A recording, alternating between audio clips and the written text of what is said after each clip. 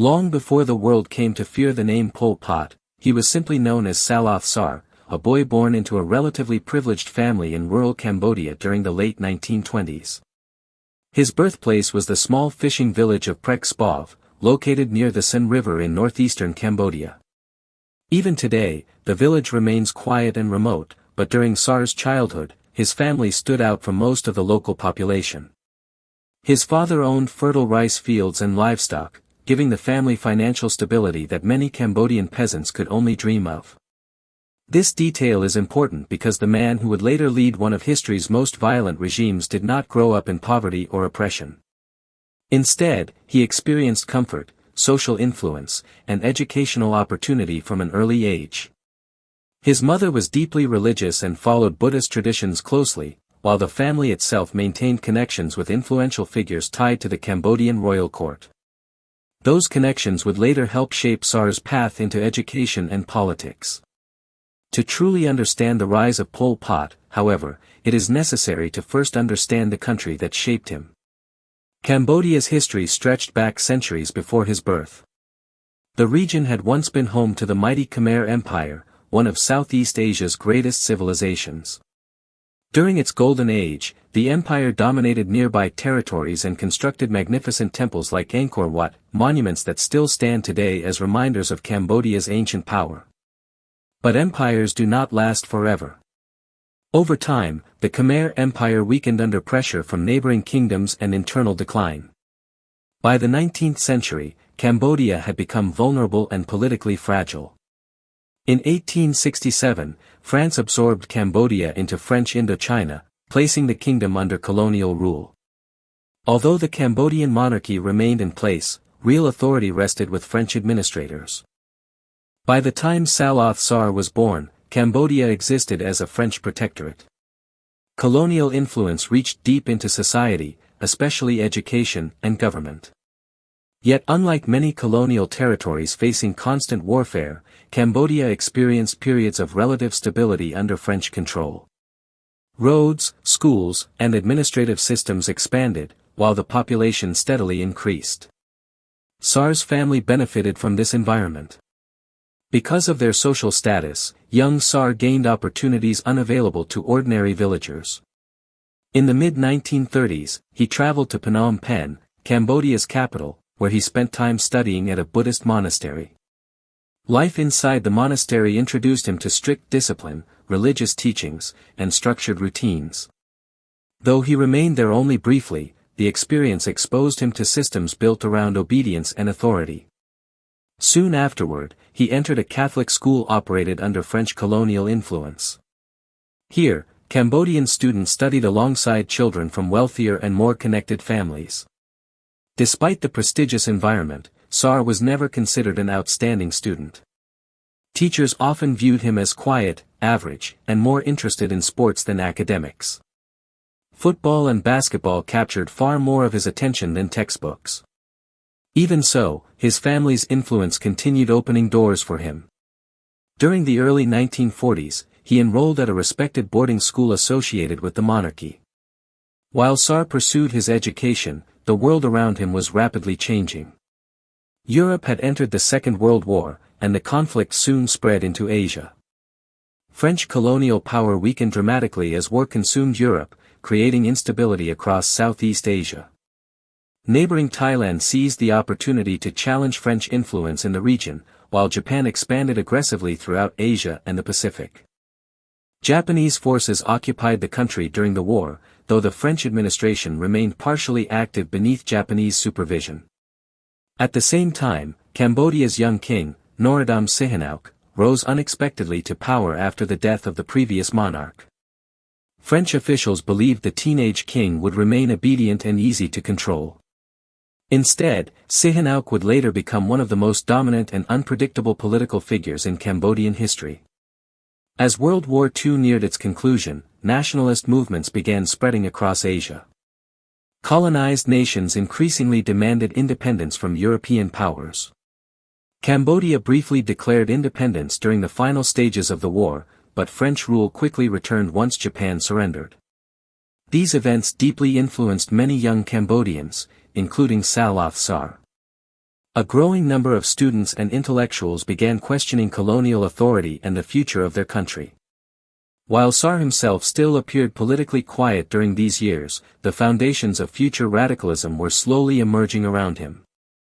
After leaving school without major academic success, Sar pursued technical training in carpentry. For someone from an influential family, this career path seemed surprisingly modest. Yet fortune once again favored him. Despite his mediocre educational record, he received a scholarship in 1949 to continue studying in Paris. At the time, France often invited students from wealthy colonial families to study in Europe. The French government hoped these students would return home with admiration for French culture and loyalty toward colonial rule. But history would unfold very differently for Saloth Sar. When he arrived in Paris, the city exposed him to an entirely new political world. The aftermath of World War II had transformed Europe into a battleground of competing ideologies. Communism, socialism, anti-colonial nationalism, and revolutionary politics filled university circles and student gatherings. Cambodian students living in France regularly debated politics and independence movements back home. Among these organizations was a secretive Marxist discussion group that attracted young radicals frustrated by colonialism and inequality. Sar slowly became involved with these circles. Unlike some intellectual revolutionaries, however, Sar never developed a deep understanding of communist theory itself. Later accounts suggest he struggled with complex political writings and philosophical ideas. What attracted him was not necessarily Marxist economics or political theory, but the idea of revolution, discipline, and total transformation. The atmosphere in Paris radicalized many young colonial students during the late 1940s and early 1950s. Discussions about overthrowing imperial powers became common. Across Asia and Africa, communist movements increasingly positioned themselves as the strongest opponents of European colonialism. For Saloth Sar, Paris became the place where his identity began changing. The quiet student from Cambodia was slowly evolving into a committed revolutionary. In the years ahead, the world would come to know him by another name entirely, Pol Pot. When Saloth Sar arrived in Paris in 1949, he entered a world very different from the quiet villages and royal schools of Cambodia. France was rebuilding itself after the devastation of the Second World War, but beneath the recovery existed fierce political debate. Across Europe, ideas about revolution, socialism, nationalism, and anti-colonial resistance dominated university campuses and intellectual circles. For students arriving from colonized nations, Paris became more than a place of education. It became a breeding ground for political transformation. Cambodian students living in France frequently gathered to discuss the future of their homeland. Many were frustrated with French colonial control and believed Cambodia deserved full independence. Among these groups were secret political organizations inspired by Marxist and communist ideology. Saloth Sar gradually became involved in these underground circles, particularly within a hidden network often referred to as the Marxist Circle. The members of these organizations studied revolutionary writings from figures like Karl Marx, Vladimir Lenin, and Joseph Stalin. Yet Sar himself never stood out as a brilliant intellectual. He reportedly struggled with theoretical debates and rarely impressed others with academic insight. What truly attracted him was something more dangerous, the idea of absolute revolution and the power that came with it. At the time, communist movements were spreading rapidly across Asia. In China, Mao Zedong's communist forces had emerged victorious after years of civil war. In Vietnam, resistance fighters battled French colonial forces for independence. Across the developing world, many young revolutionaries believed communism offered the fastest path toward national liberation. Meanwhile, Cambodia itself was becoming increasingly unstable. Back home, political tensions had intensified after World War II. France attempted to maintain control over Indochina, but nationalist movements were growing stronger each year. King Norodom Sihanouk pushed for greater autonomy from France, while competing political groups demanded complete independence and democratic reforms. The First Indochina War soon erupted in neighboring Vietnam, placing even greater pressure on French authority throughout Southeast Asia. As war spread across the region, anti-colonial sentiment in Cambodia intensified. During these years, Saloth Sar became more politically active in Paris. He attended meetings, formed connections with radical Cambodian students, and slowly embraced revolutionary nationalism. However, his academic life suffered badly. Instead of focusing on engineering studies, he devoted most of his time to political discussion and activism. Eventually, his poor academic performance cost him his scholarship. In 1953, after several unproductive years in France, Sar returned to Cambodia. But he did not return as the same person who had left years earlier. The once quiet student now carried revolutionary ambitions shaped by radical political movements in Europe. By the time he returned home, Cambodia itself was changing rapidly. That same year, King Sihanouk successfully secured Cambodia's independence from France. After decades of colonial rule, the nation finally stood on its own. For many Cambodians, independence symbolized hope, renewal, and national pride. But beneath the celebrations, political conflict continued to grow. Different factions competed for influence over the country's future. Monarchists supported Sihanouk's leadership, while Democrats, nationalists, and communist groups all struggled for power behind the scenes. Saloth Sar quietly entered this tense environment. At first, he avoided public attention. He worked as a teacher in Phnom Penh, instructing students in subjects such as history, literature, and geography.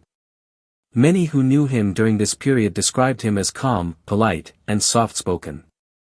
He rarely displayed anger openly and maintained a composed public image. Yet behind that quiet personality, his political ambitions continued developing. During the 1950s, communist groups in Cambodia operated mostly in secrecy. Government crackdowns forced many radicals underground, especially as Sihanouk consolidated political control. Although Cambodia had gained independence, Sihanouk increasingly ruled through intimidation, censorship, and one-party dominance. Elections were often manipulated, opposition figures were silenced, and critics faced harassment or imprisonment. For revolutionaries like Saloth Sar, peaceful political change appeared impossible. Throughout the decade, Sar strengthened his connections within Cambodia's growing communist movement. Small revolutionary cells operated secretly in cities and rural regions, waiting for an opportunity to expand their influence. During this period, Sar also married Q Panari, an educated Cambodian woman who shared many of his political beliefs. As political repression intensified, revolutionary leaders became convinced that armed struggle would eventually be necessary. By the late 1950s, the Cambodian communist movement reorganized itself into a more structured political force. Meetings were held in secret locations, often under constant fear of government surveillance. In one important gathering, revolutionary leaders formed what would later evolve into the Communist Party of Kampuchea. Saloth Sar rapidly climbed through its ranks.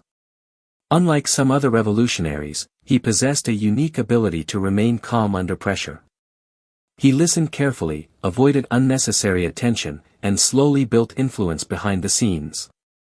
His quiet personality often made him appear harmless, but many within the movement began viewing him as highly disciplined and deeply committed to revolution. Soon, events pushed him even further underground. Government crackdowns against leftist activists intensified during the early 1960s. Several communist leaders disappeared or were arrested under suspicious circumstances. Fearing for his safety, Saloth Sar fled Phnom Penh and escaped into the remote jungle regions near the Cambodian-Vietnamese border. This decision would change the course of Cambodian history forever. Life in the jungle transformed Sar completely. Surrounded by armed revolutionaries, isolated from ordinary society, and consumed by revolutionary ideology, he evolved into a hardened insurgent leader. These years shaped many of the characteristics that would later define him: secrecy, paranoia, strict discipline, and absolute loyalty to the movement. It was also during this period that he increasingly adopted the revolutionary identity the world would later fear: Pol Pot. Inside jungle encampments, revolutionary fighters trained for war while building support among poor rural communities. Cambodia's countryside had long suffered from poverty, corruption, and neglect. Many peasants felt abandoned by the political elite in Phnom Penh. Communist organizers used this frustration to recruit followers and spread revolutionary propaganda. At the same time, the Vietnam War was escalating nearby. Communist forces from North Vietnam operated along Cambodia's border regions, using jungle routes to move troops and supplies. The growing chaos across Southeast Asia created ideal conditions for insurgent movements to expand. Pol Pot understood that Cambodia was drifting toward conflict.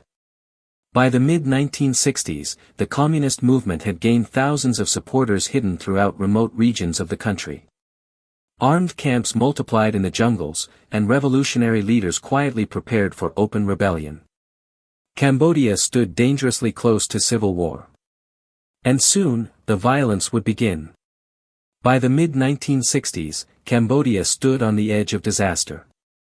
Political tensions were rising, neighboring Vietnam was consumed by war, and deep inside Cambodia's jungles, a revolutionary movement was quietly preparing for armed conflict.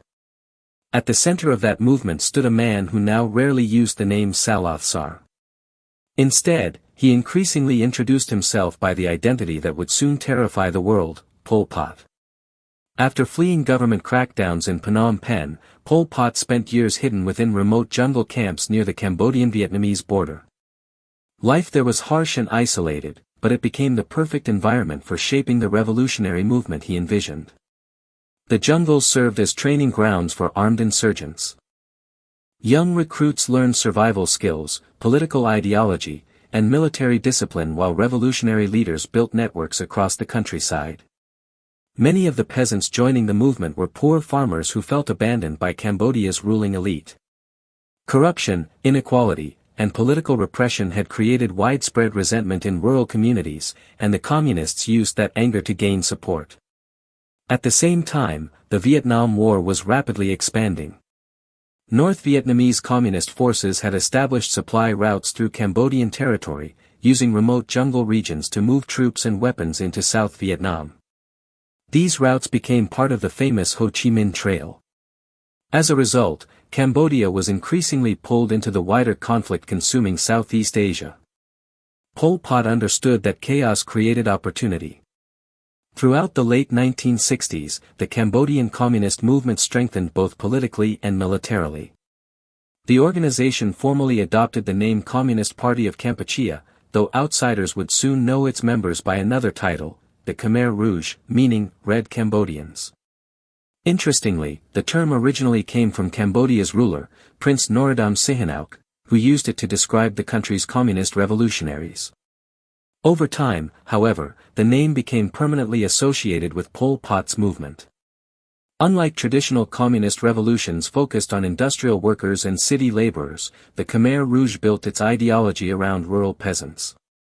Cambodia lacked major factories and large urban working populations, so Pol Pot adapted revolutionary ideas to fit Cambodian society. He believed poor farmers would become the foundation of a completely transformed nation. But behind the revolutionary promises existed something far darker. Even before taking power, Pol Pot's leadership style showed signs of paranoia and extremism. Absolute loyalty was demanded within the movement. Suspicion toward outsiders grew constantly, and internal disagreements were increasingly viewed as betrayal. The isolated jungle camps helped reinforce this mentality, separating revolutionaries from normal society and deepening their belief that violence would be necessary to reshape Cambodia. Then, in 1968, open conflict finally erupted. The Khmer Rouge launched attacks against Cambodian government forces in several rural regions, marking the beginning of the Cambodian Civil War. Initially, the rebellion remained relatively small, but government responses soon pushed more villagers toward the insurgency. Prince Sihanouk reacted aggressively. Military crackdowns targeted suspected communist areas with harsh tactics, including bombings and village destruction. While intended to crush the rebellion, these actions often devastated ordinary farming communities instead. Thousands of civilians lost homes, crops, and livelihoods. As suffering spread across the countryside, support for the Khmer Rouge grew rapidly. Pol Pot's movement presented itself as the defender of poor rural Cambodians against corruption and foreign influence. Revolutionary propaganda blamed the government for inequality, war, and social collapse. In many isolated villages, the Khmer Rouge began gaining control long before most urban Cambodians even understood the scale of the growing insurgency. Then events took an even more dramatic turn. In 1970, Prince Sihanouk was overthrown while traveling abroad. A pro-American military leader named Lon Nol seized power in Phnom Penh and established the Khmer Republic. The coup completely changed Cambodia's political landscape. Sihanouk, furious at his removal, unexpectedly allied himself with the Khmer Rouge, the same communist movement he had once condemned. From exile, he called on Cambodians to support the insurgency against Lon Nol's new government. This alliance proved enormously valuable for Pol Pot. Many rural Cambodians still respected Sihanouk deeply. When the former ruler endorsed the Khmer Rouge, thousands of new recruits joined the rebellion, even if they knew little about communist ideology itself. The insurgency suddenly transformed from a small revolutionary movement into a major military force. Meanwhile, the Vietnam War intensified Cambodia's suffering even further. The United States feared that communist forces operating inside Cambodia threatened American interests in Vietnam. In response, President Richard Nixon authorized massive bombing campaigns against suspected communist positions within Cambodian territory. The bombings devastated huge areas of the countryside. Entire villages were destroyed, civilians were killed, and hundreds of thousands of terrified peasants fled deeper into rural regions. Once again, the destruction unintentionally strengthened the Khmer Rouge. Survivors often blamed the Cambodian government and its American allies for the violence consuming their lives. By the early 1970s, the Khmer Rouge had expanded dramatically. Their forces now numbered in the tens of thousands, controlling large areas of northern and eastern Cambodia. Inside these territories, the movement began creating the early foundations of its future regime. Strict rules governed daily life. Obedience was demanded without question. Revolutionary ideology became central to everything. Villagers living under Khmer Rouge control were subjected to increasing surveillance and discipline, offering an early warning of the nightmare that would later consume the entire country. Pol Pot himself remained something of a mystery during these years. Unlike many revolutionary leaders, he rarely appeared publicly or gave major speeches. Even many Cambodians knew little about him personally. Instead, he operated quietly behind the scenes, carefully consolidating authority within the movement. Those who met him often described him as calm, polite, and strangely soft-spoken. Yet beneath that composed exterior existed a man becoming increasingly obsessed with revolutionary purity, control, and absolute transformation. As the civil war dragged on, Lon Nol's government weakened steadily. Corruption spread through the military, economic collapse worsened conditions in Phnom Penh, and refugee populations flooded the capital city. Meanwhile, the Khmer Rouge continued advancing. By 1975, after years of war, bombings, and political collapse, Phnom Penh stood surrounded by communist forces. Cambodia had already suffered immensely, but the true horror had not yet begun. Because once Pol Pot finally seized power, the country would descend into one of the deadliest nightmares of the 20th century. On April 17, 1975, the Khmer Rouge entered Phnom Penh victorious. After years of civil war, bombing campaigns, starvation, and political collapse, Cambodia's capital had finally fallen. For many exhausted citizens, the arrival of the communist forces initially brought relief. They believed the fighting was over. They believed peace had finally arrived. They could not have imagined the nightmare that was about to begin. As Khmer Rouge soldiers marched through the streets, residents celebrated cautiously from balconies and sidewalks. But within hours, the new regime revealed its true intentions. Armed fighters ordered the complete evacuation of Phnom Penh. Hospitals, homes, schools, and businesses were emptied at gunpoint. Families were forced into the streets with whatever belongings they could carry. The regime claimed the evacuation was temporary. They warned citizens that American bombing raids were imminent and instructed everyone to leave for only a few days. In reality, the cities would remain abandoned for years. Millions of people were pushed into the countryside. The forced evacuation became one of the largest mass displacements in modern history. Elderly people collapsed from exhaustion under the scorching heat.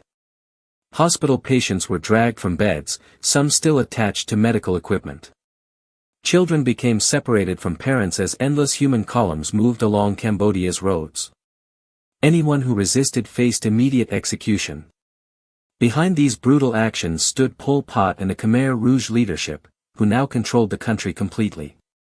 Soon afterward, Cambodia was officially renamed Democratic Kampuchea. Pol Pot became the central figure within the new revolutionary government, though secrecy surrounded the regime's leadership structure. The Khmer Rouge believed they were creating an entirely new society. Their vision centered on an extreme form of agrarian revolution. Cities, modern institutions, education, money, religion, and private property were all viewed as corrupt influences that needed to be destroyed. The regime wanted Cambodia transformed into a purely rural society built around farming collectives and total obedience to the state. This idea became known as Year Zero. According to Khmer Rouge ideology, Cambodian history itself would effectively restart from nothing. The old society had to disappear completely so a revolutionary utopia could emerge in its place. Intellectuals, professionals, merchants, religious leaders, and anyone connected to the previous government immediately became targets. Even basic signs of education could become deadly.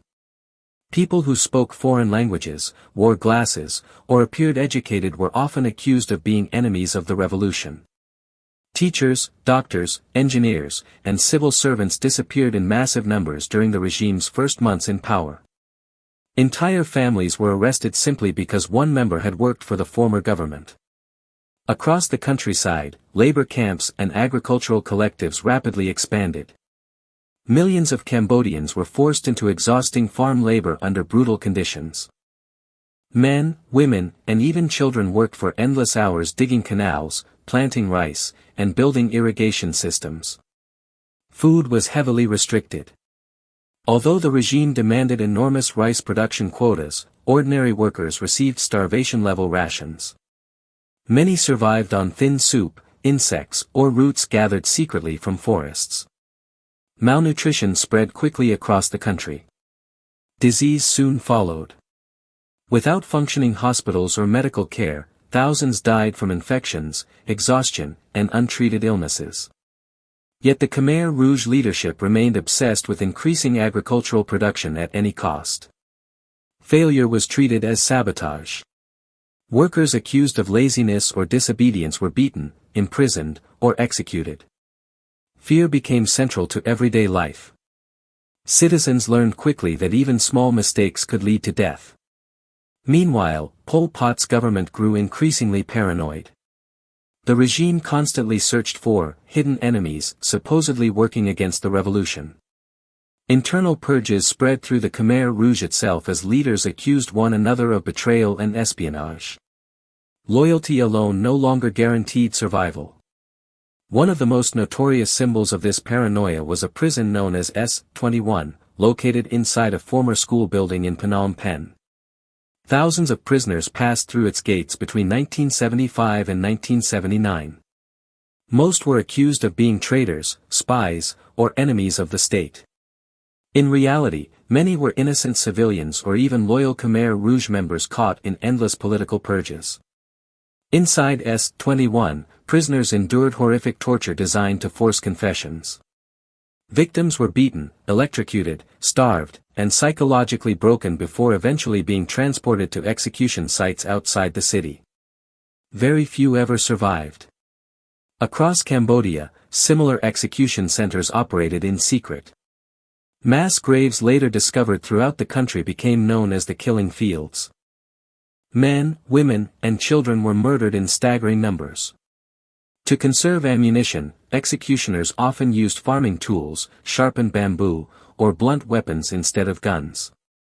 Entire ethnic and religious communities were targeted. Cambodia's Muslim Cham population faced systematic persecution. Ethnic Vietnamese civilians were massacred or expelled. Buddhist monks were stripped of their religious status, temples were destroyed, and religious practice was effectively outlawed. The Khmer Rouge wanted complete control over every aspect of society. Children were separated from parents and indoctrinated into revolutionary ideology. Young boys and girls were trained to obey the state above their own families. In some cases, children even participated in executions or informed authorities about suspected dissenters. Traditional Cambodian culture itself came under attack. Music, art, literature, and religion were viewed as dangerous remnants of the old society. Personal identity disappeared beneath strict revolutionary control. Citizens wore black uniforms, worked collectively, and lived under constant surveillance. By 1977, Cambodia had effectively become a giant prison camp. Yet outside the country, the full scale of the horror remained poorly understood. Foreign journalists had little access to Democratic Kampuchea, and the regime carefully concealed its atrocities from the outside world. Inside Cambodia, however, death had become everywhere. Starvation, forced labor, disease, torture, and executions devastated the population. Entire villages disappeared. Families were erased completely. Fear consumed every corner of society as the Khmer Rouge pushed their revolution deeper into madness. And while millions suffered inside Cambodia, tensions with neighboring Vietnam were quietly pushing the country toward yet another catastrophic war. The Khmer Rouge leadership increasingly viewed Vietnam as a threat to Cambodian independence. Border clashes intensified, propaganda became more aggressive, and both governments prepared for conflict. Pol Pot believed his revolution could survive anything. But by the late 1970s, the violence he unleashed inside Cambodia was beginning to destroy the regime itself. And soon, an invasion from Vietnam would bring the Khmer Rouge's reign of terror crashing down. By the end of 1978, Cambodia had become a nation consumed by fear, starvation, and death. Nearly 4 years after the Khmer Rouge seized power, the country stood devastated by forced labor, executions, disease, and political paranoia. Millions had already suffered under Pol Pot's brutal experiment, but the regime still showed no signs of slowing its violence. At the same time, tensions with neighboring Vietnam were reaching a breaking point. Border clashes between Cambodian and Vietnamese forces had intensified throughout 1977 and 1978. Khmer Rouge troops carried out deadly raids into Vietnamese villages, while Vietnamese leaders grew increasingly alarmed by the instability spreading along the frontier. Diplomatic relations collapsed completely as both governments accused one another of aggression. Pol Pot remained obsessed with protecting Cambodia from foreign influence, particularly from Vietnam. His extreme nationalism had become deeply tied to Khmer Rouge ideology. He viewed Vietnam not only as a political rival, but as a threat to Cambodia's survival and independence. But while Pol Pot focused on external enemies, his regime was already collapsing internally. Inside Democratic Kampuchea, paranoia had spiraled out of control. Khmer Rouge officials accused one another of betrayal constantly. Purges spread through military units and party leadership circles. Entire groups of loyal revolutionaries were arrested, tortured, and executed simply because they were suspected of disloyalty. Even senior members of the regime were no longer safe. As executions multiplied, fear spread through the Khmer Rouge itself. Some officials fled to Vietnam to escape the purges, carrying horrifying stories of Cambodia's conditions with them. These defectors helped convince Vietnamese leaders that Pol Pot's regime had become dangerously unstable. Then, in December 1978, Vietnam launched a full-scale invasion of Cambodia. Hundreds of thousands of experienced Vietnamese troops crossed the border, supported by tanks, artillery, and battle-hardened commanders fresh from decades of warfare. Compared to the exhausted and poorly organized Khmer Rouge forces, the Vietnamese military held overwhelming advantages. The invasion advanced rapidly. Within days, Vietnamese forces captured major cities and strategic regions throughout eastern Cambodia. Khmer Rouge resistance collapsed far faster than many expected. Years of paranoia, starvation, and internal purges had severely weakened the regime's military structure. As the Vietnamese army approached Phnom Penh, panic spread through the Khmer Rouge leadership. Pol Pot and senior officials abandoned the capital, fleeing westward toward remote jungle regions near the Thai border. On January 7, 1979, Vietnamese troops entered Phnom Penh and officially ended Khmer Rouge rule over Cambodia. For many Cambodians, the invasion brought liberation from one of history's most brutal regimes. Vietnam quickly established a new government known as the People's Republic of Kampuchea, led largely by Cambodian defectors who had escaped Pol Pot's purges. Across the country, survivors slowly emerged from labor camps, prisons, and devastated villages. What they discovered shocked the world. Mass graves covered the countryside. Entire towns stood abandoned. Families searched desperately for missing relatives who would never return. Former prisons like S-21 revealed horrifying evidence of torture and systematic murder. The scale of destruction became undeniable. Historians estimate that between 1.7 and 2 million Cambodians died under Khmer Rouge rule between 1975 and 1979. In a country whose population was only around 8 million, the losses were catastrophic. Starvation, disease, forced labor, torture, and executions had nearly destroyed Cambodian society itself. Yet surprisingly, the fall of Phnom Penh did not fully end the conflict. Pol Pot and surviving Khmer Rouge forces escaped into the jungles along Cambodia's western border. From there, they reorganized and launched guerrilla attacks against the Vietnamese-backed government. Foreign politics soon complicated the situation even further. Although the Khmer Rouge's crimes were becoming increasingly clear, Cold War tensions shaped international reactions. China strongly opposed Vietnam's growing influence in Southeast Asia and continued supporting anti-Vietnamese resistance groups inside Cambodia. The United States, still hostile toward Vietnam after the Vietnam War, also indirectly supported opposition forces resisting Vietnamese occupation. As a result, the Khmer Rouge survived far longer than many expected. Throughout the 1980s, Cambodia remained trapped in conflict. Guerrilla warfare continued across remote regions while millions of civilians struggled to rebuild shattered lives. Landmines littered the countryside, famine remained widespread, and political instability dominated the nation. Meanwhile, Pol Pot himself slowly faded from public view. Age, illness, and years of warfare weakened him physically. Reports described him suffering from poor health, insomnia, and severe medical problems. Despite this decline, he continued influencing Khmer Rouge operations from jungle hideouts near the Thai border. By the late 1980s, however, global politics were changing rapidly. The Cold War was approaching its conclusion, and Vietnam began withdrawing troops from Cambodia. International pressure pushed Cambodian factions toward negotiations aimed at ending decades of war. At the same time, the Khmer Rouge itself started falling apart internally. Defections increased. Rebel commanders lost faith in the movement.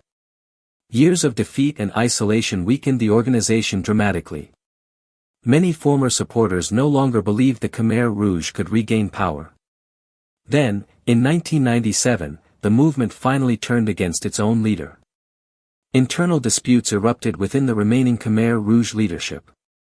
Pol Pot, once feared as the absolute ruler of Cambodia, was arrested by rival members of his own organization and placed under house arrest. In a deeply ironic moment, the movement responsible for so much suffering staged a public trial against the very man who had led it for decades. By then, Pol Pot was a broken figure. A stroke had partially paralyzed him, his health continued deteriorating, and years of isolation had reduced him to a shadow of the revolutionary leader who once controlled an entire nation through terror. In April 1998, Pol Pot died under mysterious circumstances in a jungle camp near the Thai border. Some reports claimed heart failure caused his death, while others suspected suicide or poisoning. Whatever the truth, the man responsible for one of the 20th century's worst genocides was gone. But Cambodia would continue living with the consequences of his rule. Even today, the scars remain visible. Mass graves, landmines, destroyed communities, and generational trauma continue shaping the country decades later. The Khmer Rouge period left deep psychological wounds that survivors and their families still carry. Pol Pot's legacy stands as one of history's darkest warnings about extremism, paranoia, and absolute power. Under his rule, ideology became more important than human life itself. In the pursuit of a radical utopian vision, an entire nation was pushed into catastrophe.